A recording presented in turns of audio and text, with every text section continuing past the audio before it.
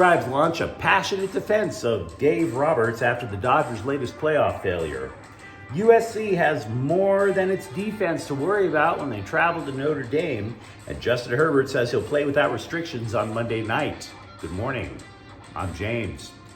This is your daily dose of sports and Stark for the greatest sports city in the world, Los Angeles. This is the faithful Angelenos morning reports. So it is October 13th, 2023. I am back on my way to Salt Lake City in a few moments. By the time you get this clip, I'll probably be there. So be it. Do you like being in the know about LA sports? Well, if you do, clickety clack the like button. Clickety clack the subscribe button. There's a notification bell. Hit that. It'll let you know when we drop new content. Sharing is caring. Let people know we exist. And by all means, comment. There's always interesting stuff to talk about. Now, before we go through the news and notes, though, a look at the scoreboard. There weren't any games involving LA teams yesterday. Hell, there's not any games involving LA teams today. The way I look at it, it's Friday. Hope you go out and get lucky. Let's get to the headlines. Scribes that I know have been taking up the mantle for Dodgers manager Dave Roberts not to get the axe, which I heard fans demand in the wake of this season's playoff exit, last season's playoff exit. To be clear, I have not heard a single syllable from the Dodgers front office that suggests it's even a possibility. Scribes that I know say the players absolutely love the guy, and I think that there are good reasons to get rid of Roberts. I'm not just going to entirely just brush you off if you think you should get the axe. But here's where I come in asking the questions. Who do you get to replace him? How do you come up and say, I know the perfect guy who is available that can replace the guy that will get 100 wins year after year after year and then get the title? Who does it? That's a lot of years with 100 wins. You see, you win 100 games, you're going to get into the playoffs. You win in the upper 80s, you could easily miss the playoffs, right? Bruce Bochy, arguably the best manager in the game, came back from a hiatus with the Giants. He's now with the Rangers, but he has a job. You're not going to pull him away. Same for former Dodger player Dusty Baker. He has a job. He's in Houston. Joe Madden was once considered the best manager in the game. I'll grant you that. He bombed with the Angels. He had Shohei Ohtani and Mike Trout. Couldn't get it done, right? Now you start seeing the problem. Gabe Kapler wouldn't know the Dodgers system. He worked in their front office. He's bombed as a manager twice. Roberts is simply following the marching orders of the front office. So the players love him and the front office love him. LA is not firing Andrew Friedman. So what I would tell you is that for things to improve for the Dodgers, it is on Andrew Friedman. Everything that the Dodgers do is run through the vision of Andrew Friedman. There is a flaw in the formula, and it is up to Andrew Friedman to break out the floppy disks, boot up the old Tandy, and try to determine where in the formula things are going kerflooey. Until then, it's going to be the same result year after year. Meanwhile, Roberts fell on the sword for the playoff exit. Quote, I've got to do a better job of figuring out a way to get our guys prepared for the postseason.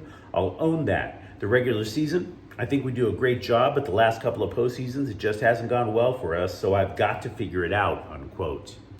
And as for Clayton Kershaw, he told ESPN he has no idea what his future holds. Then he turns around, tells The Athletic he is considering undergoing another shoulder exam. So I have a feeling this decision might take a while. USC's rebuilt offensive line has not solidified yet as efficiently as they had hoped. The 10th-ranked Trojans last week were compelled to swap out right tackle Michael Tarkin last week for Mason Murphy. We don't know with certainty if that change is permanent, but Pro Football Focus asserts that Caleb Williams has been pressured at a lower rate compared to last year. Fifth-year center Justin Dietsch then told the LA Times, quote, not saying it's good or bad, just different, unquote. Everybody agrees it should have been smoothed out before week 6, though, so that's an ish. That's a bit of an ish. I'm here to tell you, the offensive line is going to be critical against the Fighting Irish. We're going to be discussing that, by the way, at length tonight on tonight's episode of Friday Night Chalk Talk. So come back to us later today. You'll get more info on the rivalry game. True Media also states that Williams is responsible for 47 so-called explosive plays this year. That is either a rush of at least 12 yards or a pass of at least 16 yards. Williams is fourth in the country there. And by the way, he's also on pace to throw or rush for more touchdowns this year than he did last year. And yet, the Scribes are desperately searching for somebody else to be the Heisman frontrunner. Go figure, right? Chargers quarterback Justin Herbert is full speed ahead from Monday night against the Cowboys. He expects to play without restrictions. You might recall he had a broken finger, but it's on his non-throwing hand. It does limit what Herbert can do. The center snap, both hands, right? Smashing into a broken finger, that's uncomfortable. So last week, Herbert only took a single snap from under center. This time, they can do it as often as they want. Keep in mind, the Chargers mostly play out of the shotgun anyway. The Rams have an unusual way of running themselves. Would you not agree? Right? The whole F them picks thing a couple of years ago. What about a front office guy jumping off the roof of a house into a pool because they landed a third-round draft pick who didn't even make the team? So yeah, they do things a little odd down in LA. Here's something, though, that you might not have known about the Rams. They've only signed 3 players that they have drafted during the Sean McVay era. Cooper Kupp, center Brian Allen, offensive lineman Joe Noteboom. Everyone else either gets cut, traded, or they let the rookie deal expire and the guy just walks away. It makes you wonder, are the Rams drafts actually that helpful? Why not keep the talent unless it's not exactly talented? And I bring that up to bring up defensive lineman Bobby Brown, who is at the end of his rookie contract as well. He's out for the next 2 months with a grade 3 sprain to his medial collateral ligament. In other words, he's got a knee thing. Now, this is the latest in a series of setbacks for the guy. They like him. He has 13 tackles on the season. He's been hurt. He's been suspended. And they have options without him. They have rookie Kobe Turner, for example. Marquise Copeland on the practice squad. So that's the way it goes when you play for the Rams. Kings forward Victor Arvidsson has been placed on long-term injured reserve. He suffered the extremely dreaded lower body injury during the season opener on Wednesday. Long-term injured reserves means that he's going to miss 10 games and 24 days at the minimum. The move has a benefit, though, for the Kings. It opens up a little more salary cap space. The downside, Arvidsson's actually one of their more effective offensive players. Tit for tat, you know.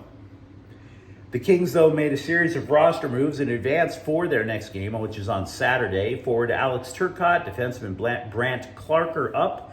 Alex Laferriere and Arthur Kaliev go down to Ontario.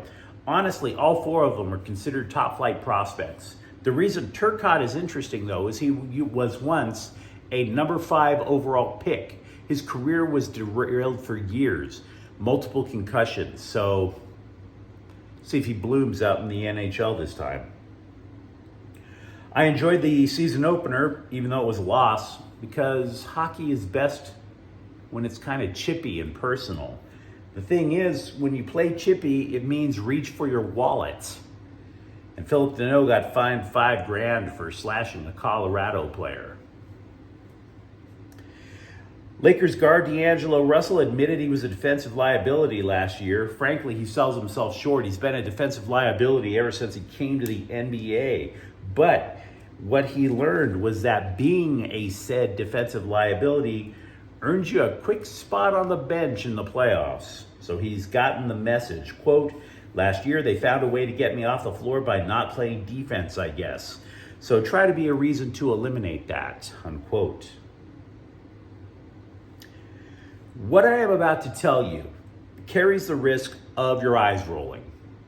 And not just rolling, by the way. I mean popping out of your skull and spinning down the street behind you. So trust me, I'm saying this, you have been warned. This is the latest development in the pipe dream of James Harden coming to the Clippers. According to ESPN Adrian Wojnarowski, the Sixers would so much love to trade the bearded ball hog to LA and then flip whatever they get back for a different all-star caliber guard to pair with Joel Embiid. Because, all-star caliber guards, they're just low-hanging fruit. I mean, so easy to get, just so bountiful, so many elite guards out there to choose from for just a rando draft pick. There is a reason that the trading deadline exists, guys. The market for deals actually heats up then. That whole thing about FOMO, fear of missing out, that you hear a lot about when you're trading crypto. Fear of missing out with the season on the line. Guys, the season hasn't even started yet. So in other words, what I'm trying to tell you is a 3-team blockbuster trade isn't going to develop now. It'll probably develop in mid to late February, for Pete's sakes. Boogie Ellis said he thinks USC has the best backcourt in the country because Isaiah Collier is the top 2 recruit in the country. Sports Illustrated, though, listed 4 other combos that you might want to keep your eye on before rubber stamping what Boogie Ellis said. Not saying that USC's guards suck. I'm just saying that there's other competition out there. Among the schools that might have better guards, UConn, Kansas, Duke, and Michigan. If I were to put money on it without having seen USC play yet, I would probably consider Tyrese Proctor and Jeremy Roach of Duke, because both of them might be first-round picks in next year's NBA draft. But you let me know what you think in the comments thread. Do you want to keep or purge the Dodger world of Dave Roberts? We'll talk later about USC, but what do you think about their chances tomorrow against Notre Dame? And if you enjoyed the content, don't forget to subscribe to Faithful Angelenos. We are talking LA sports every single day here. Thank you for watching. I'm James. We will be back later tonight with Friday Night Chalk Talk. Faithful Angelenos is a Kiad Corte El Queso production. Take care.